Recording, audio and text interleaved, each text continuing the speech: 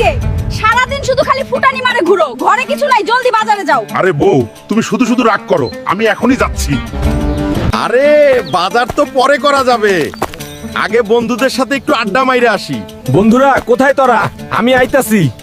এই যে বদমাশগুলো, তোরা এখানে রয়েছিস, একটু আড্ডা দেই। তোদের না দেখলে আমার ভাল লাগে না রে। হে হাল্ক, তোর টাকায় চা না খেলে আমাদেরও ভাল লাগে না রে। আর বলিস না রে, কি একটা বউ বাড়িতে আনছি রে ভাই, সারাদিন খালি খুনসুটি আর নানান ঝামেলা।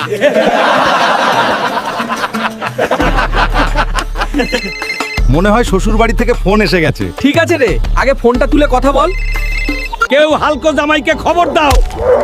না হলে আজকে আমরা বাঁচবো না রে। কি হয়েছে রে হাল্ক, কোনো সমস্যা নাকি? আমার শ্বশুরের শিয়ালে কামড় দিছে।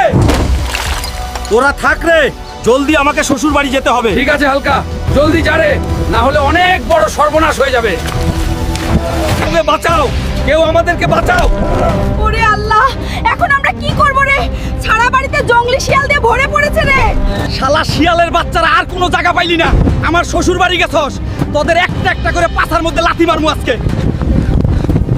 আমি এসে গেছি আব্বা, আর কোনো চিন্তা নাই, এখন সব ঠিক হয়ে যাবে। এখন আয় হারামজাদা শিয়ালের বাচ্চারা, এখন পালাচ্ছিস?